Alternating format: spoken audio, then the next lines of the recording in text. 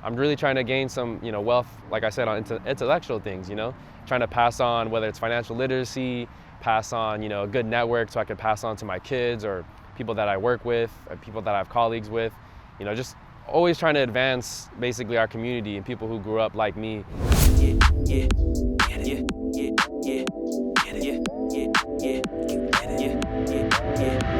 Let's get it. What's going on, everybody? My name is Noah Alvarez, and today I'll be breaking down my poem titled Open Your Eyes.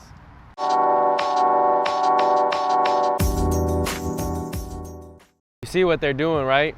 They're taking the power right from our hands. They're stealing our dreams on their bullshit stolen land. Well, I'm not a fucking fan. Everyone uses that expression like stay woke, and I feel like that's kind of what that opening line is. Like, you see what they're doing, right? Kind of have, because 2020, there was a lot of shit that went down. This poem was inspired by some of the instances that occurred in 2020 and obviously long before it. And I just felt like, the power was taken from us. I felt like us, whether it doesn't matter your skin color, just feel like the people at the bottom of the socioeconomic ladder, we were starting to get some power, and all of a sudden last year, it was taken from us. And of course, the stolen land, we already know about that, right? They sell us on the American dream, but the American dream is only for a selected few. We've been dealing with setbacks for centuries. A pandemic as we're making a come up, that shit doesn't make sense to me. Whether you're brown, whether you're black, I feel like there's people that haven't had it good in this country, and this country's only been, the American dream for a selected few. And so we're always dealt with setbacks. This pandemic also just hit at the right time to where it kind of set a lot of people back that were either already in college, or think about all the kids who are in schools right now that already kind of just will fall so far behind that they won't get to continue the progress that we've made. It doesn't sit right. I don't care if your skin brown, black, or white. It's all an illusion. My vision is blurred because of the pollution. So again, I don't feel like this is really a racial thing.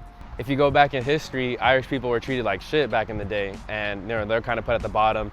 And so it doesn't really matter the race. I just feel like they put it race, like they put it black versus white, or brown versus black, or Asian versus everybody, because they want to separate us. So that's why I use the word illusion, and then to kind of tie it in with pollution. We live in a city, urban area, a lot of smog goes up into the sky.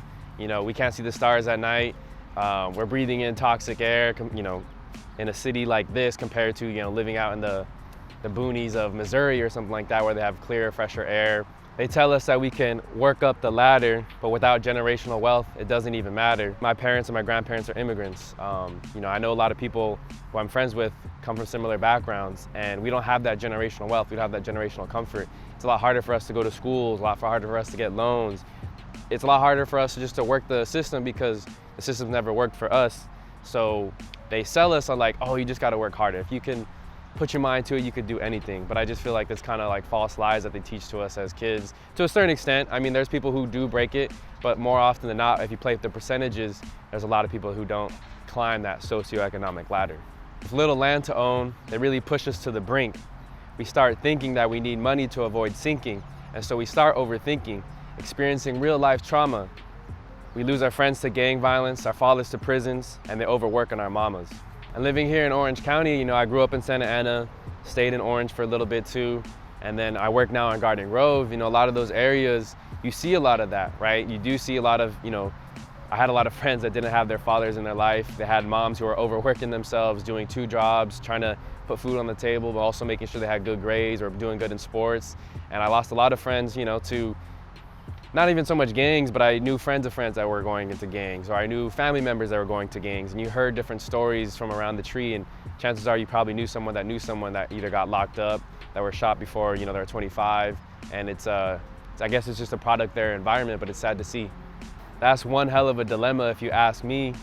Now that we've awoken, they've taken away our mailing and making it harder for us to get through schools, knowing that we don't have the proper resources or the tools. Like I said, I just feel like a lot of people from the bottoms or the lower socioeconomic communities, we've done a good job of, like I said, being quote unquote woke. We've are now aware of some of the corruption that goes on in the government. We're now starting to get that education, and we're starting to climb somewhat, we're starting to make some progress. But all of a sudden, now that we understand, how voting works, they took away the mailing. And a lot of people, obviously because in a pandemic, we can't go vote in person. A lot of us relied on, voting by mail. People who are going to suffer most are the kids, whether it's kids who are in high school, kids who are even in college too, or young adults in college trying to finish their, their further education. But I think definitely with the youth, I mean, I pray for the 5 to 10-year-olds that they could still catch up and not be too far back as far as, on an education level once they get to their teenage years. They're taking apart families left and right, keeping the masses at panic and out of sight from real progress, a revolution, potentially a better ran world. My mind begins to whirl. That I was born here, I never had to really experience that, but I had a lot of friends that either had,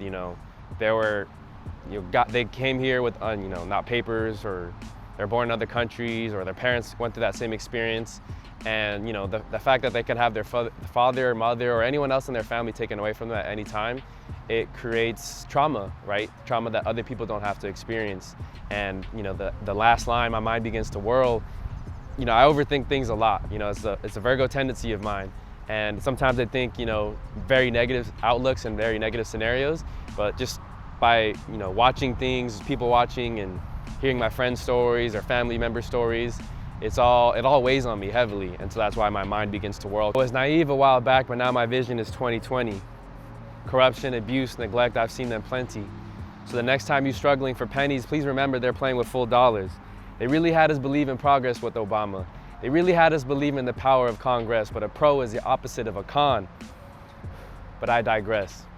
See, the year 2020, I felt like it was funny because a lot of us woke up and were able to see things clearly, and obviously 2020 vision is the best vision that you can have, or the ideal vision that you can have. I feel like overall at the end of the day we're playing with chump change compared to the rich elite, the 1%, you know what I'm saying? And so that's why I compared it to pennies to a dollar, because we can have a few pennies here to our name, but they're playing with dollars and probably even bigger, and that's like the type of gap between the really elite upper class here in this country versus the really bottom people who are living in poverty, who are relying on food stamps or welfare, all those kind of different programs.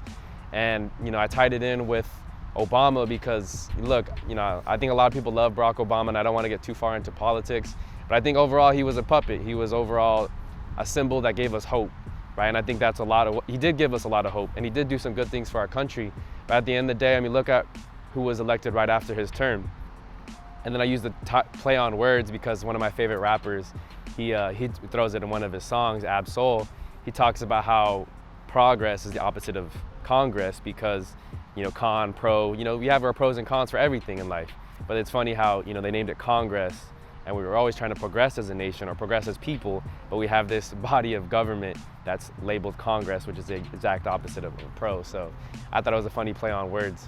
I'm just trying to rid the stress and live my best life. Only my best life isn't glamorous by any means. No 3-story mansions or designer jeans.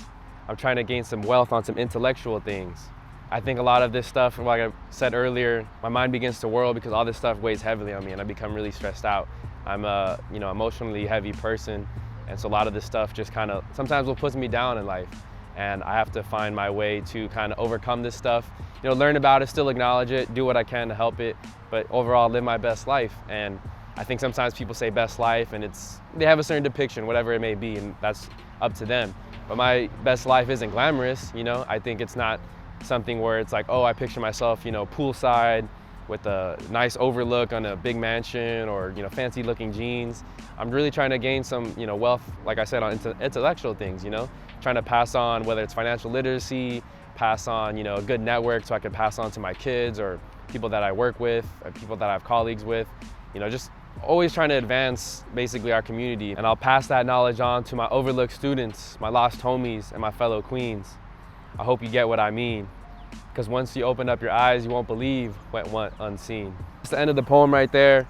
And ultimately, that's my goal, to get so much knowledge that I can pass it on to other generations. A few lines for this poem. It's just, once you open up your eyes, you won't believe what went unseen. The title of the poem is Open Up Your Eyes. And again, it goes all back into the grouping of stay woke, I guess, for lack of better terms, just being aware of what's going on around you, having a good vision. Don't get me wrong, it's not an easy thing to accomplish, but I feel like once you do, you'll start to see a lot of progress in your life, and hopefully we'll see progress in the community. Let's get it. I ask this to every guest I have on my mic and I. So I'm gonna go Alfredo sauce, not marinara. I think actually Alfredo sauce is a little better on a pizza.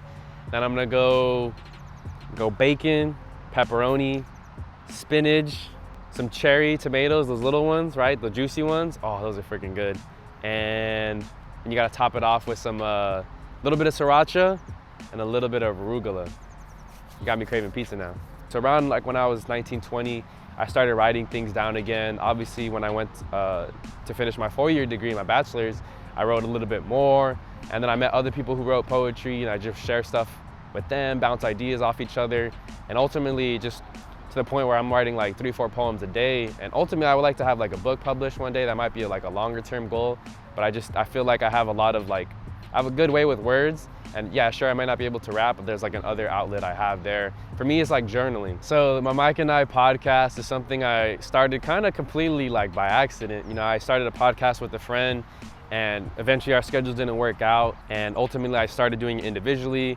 And then after a certain point, I wanted to change the name because it wasn't the name that I was doing it with my buddy. So I changed the name to my Mike and I. I just feel like it's my little outlet to not only like learn from other people, because at the end of the day, I'm interviewing people to learn how they did what they did. Oof. Yo, I'm low-key afraid of heights. I could do roller coasters, but like almost everything else I'm scared of. So I'm gonna say no to both bungee jumping and skydiving. I couldn't do it. Like jumping out of a plane, that just seems like you're a mad person. Maybe if I don't know. Thanks for watching this video, guys. If you guys enjoyed this one, please make sure to like and subscribe. Also, if you want to check out more of the content, follow us at our Instagram page at Lezgetit714.